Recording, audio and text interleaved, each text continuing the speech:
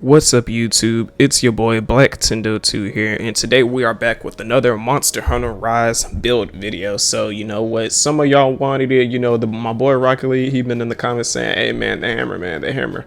So today we're going to be talking about the hammer, and I'm going to show you guys the best possible builds for the hammer. So there is one main build, and then I also have another build if you want to really squeeze in the extra sluggering power. So we're actually going to have two builds in this video. But before we get into today's video, just wanted to let you guys know that according to YouTube analytics, over 90% of the people watching our content are not subscribed. So it would really mean a lot to me, and it would be very greatly appreciated if you guys would like, comment, and subscribe and all that fun stuff.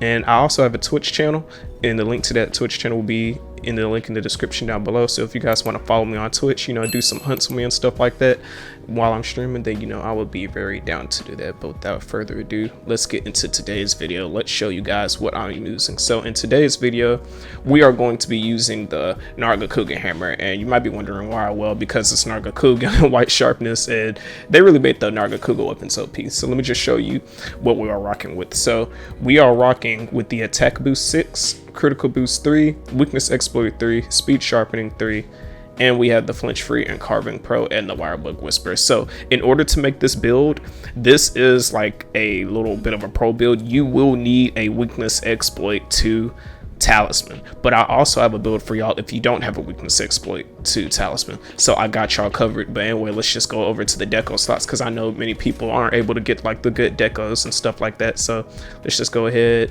and go to the decorations right here. So what you're going to be wanting to do for this, if you have a weakness exploit 2 Talisman, you don't need any slots in it. Also, you just need a Talisman with weakness exploit level 2. But don't worry, I'm going to put a link into the timestamp in the description down below for the build where if you don't have a weakness exploit 2 Talisman. So if you do not have a weakness exploit 2 Talisman, you can go ahead and skip ahead in the video, so that way you guys can look at that build. So this build is for if you have a weakness exploit 2 Talisman right here. So you're going to be running the golden Hakama, the engine F coil, the Rathalos braces, the Remover suit, and the Zenogre helmet. And so the good thing about this is we are actually able to get crit boost level 3, because the golden Hakama, the Rajang leggings, it has 2 levels of crit boost, as you can see right here. And then the Remover suit S has 1 level of crit boost. So we are actually able to get that critical boost level 3. And you guys don't see that in a lot of other people's builds. So we are actually able to get crit boost level 3 with the set. So that is nice. We are having weakness exploit level 3 and critical boost level 3. We're using the Zenogre helmet for the 1 level of weakness exploit to top it off, because you get 2 from the Talisman, 1 from the helmet. We're using the Rathalos arms because they are so good. They have 2 levels of attack, and basically 3 because you're going to put an attack deco in there. I don't know what else you would put in there.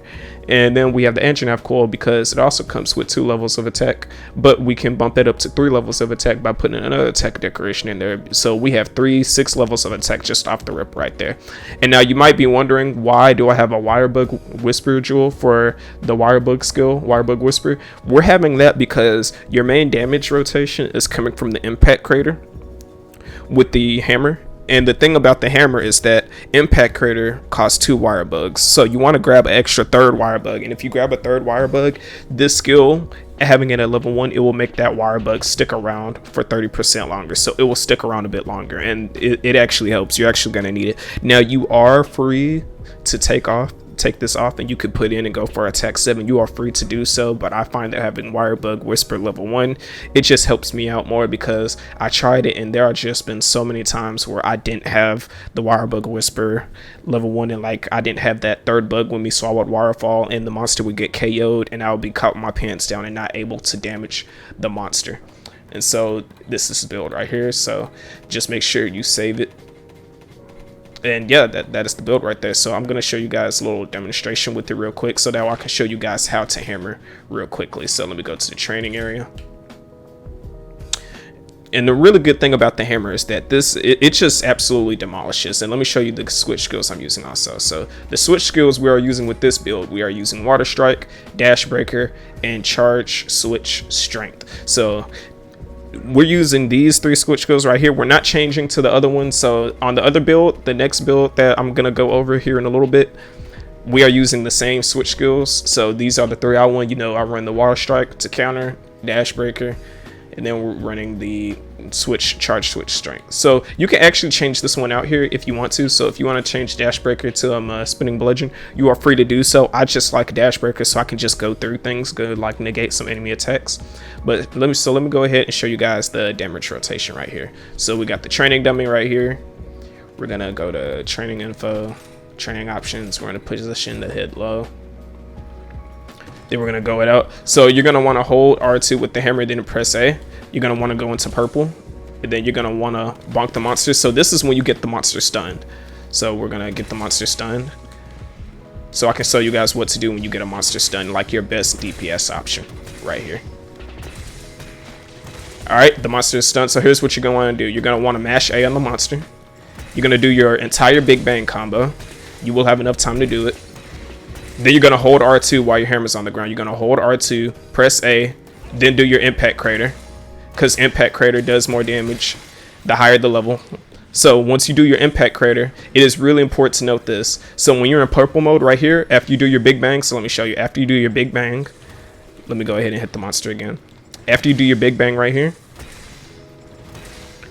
you're gonna hold R2. And when you hold R2, you're going to press A. Now, pressing A and going from purple mode to yellow mode, it puts you at a level 3 charge. And you want to be at a level 3 charge because when you're at a level 3 charge, your impact crater does more damage. So once we're at that level 3 charge, we press L2 plus A. And then we go right up in the air and we hit the monster. And boom. So I don't know if people knew that, but in your impact crater, the damage scales based off the level of your charge. So that's why going from blue to yellow will put you at level 3 instantly, but going from yellow to blue, aka purple, it will not put you at level 3. You actually have to charge it up. So that's why we do, when the monster's stunned, we do our impact crater. So we just mash A like this with our big bang. We're gonna do the entire big bang combo. We're gonna hold R2, and then we're gonna press A. We're level 3 now. Then we're gonna do our impact crater right here. And because we're at level 3 charge, that's gonna do the maximum damage that we can with our impact crater. So that's what you're trying to do every time you stun a monster. And you should, if you're on your toes about it, you should be able to get it off. So now let's just go ahead and get into the second build for the video. So let me go to the Gathering Hub and show you guys the second build. So I actually made another build for y'all because I know that people aren't able to get like the good talismans and stuff like that, because you know, RNG, and like, you know, there is that one bug preventing people from getting good equipment, getting good talismans. So this is the second build right here. So right off the bat, let's just go over the skills. So there's really nothing much. The only thing about this build is we're sacrificing some. The main thing about this build, the difference is we have Slugger level 2, which you don't need Slugger level 2, but this talisman had Slugger level 2, so you can use LA Talisman with this. I'm about to show you why. And we still have the attack boost, the crit boost 3. We still have attack boost level 6, but we're just missing the Wirebug Whisper, which you can easily still fit in. You can still fit in the Wirebug Whisper if you drop a level of attack or something like that. So let me show you the decorations. So let's just go over what we are running right here. So for this talisman right here, like I said, you don't need, with this talisman, you don't need a weakness exploit talisman, right? You don't need that, because I know some people get hold, but the only talisman you'll need, you just need at most a talisman with 2 slots, so you can put in 2 levels of attack boost. That's all you need for this build right here. That is all you need. But I was lucky. I was going through, I actually didn't know I had this talisman, so I must have picked it up and then I just like put it in my item box. So if you look at this right here, we have 2 levels of Slugger, which complements the hammer build tremendously, because I was farming for a weakness exploit. I'm trying to get a weakness exploit with Slugger 2, or a weakness exploit 2 talisman with 2 slots, deco slots, so I can put in 2 levels of Slugger on the other build, because we have sacrificed the Wirebug Whisper level 1 for this build. So like I said, you don't need weakness exploit, you just need a talisman where you can put 2 slots of attack decorations. That's all you need for this build. So we're still going to be running the Rajang leggings for the 2 levels of critical boost. Now, since you don't have the weakness exploit 2 talisman, you're going to be needing to run the Scalda waste, which these wastes are pretty good. Like I said, all you need is the Toxic Komori. Everybody should be able to get this by now. If you aren't able to get it, just go to your go seat and meld for items. That will give you the bonus item, that is the Toxic Komori, and that's all you need. You just need 1 Toxic Komori and a couple more items to make this. We're still going to be rocking the Rathalos Van braces right here. We are rocking the Remobra right here, the Remobra chest we are still rocking that for the 1 level crit boost. That way we can get critical boost level 3. And we are rocking the Zenogre helmet to finalize the weakness exploit and give us that 1 extra level weakness exploit. And so the decos goes as this. You're going to want to put an attack deco so we can get to attack boost 6. You're going to put an attack deco in the hammer. You're going to put attack decoration in the arms, and you're going to put an attack decoration 2 levels of attack into the talisman. And as you can see right here, so you can try to substitute or swap out if you want to. You could try dropping, you could drop to attack boost 5 if you wanted to put in the Wirebug Whisper, but I don't personally think that that is worth. I just don't think that that is worth, in my personal opinion.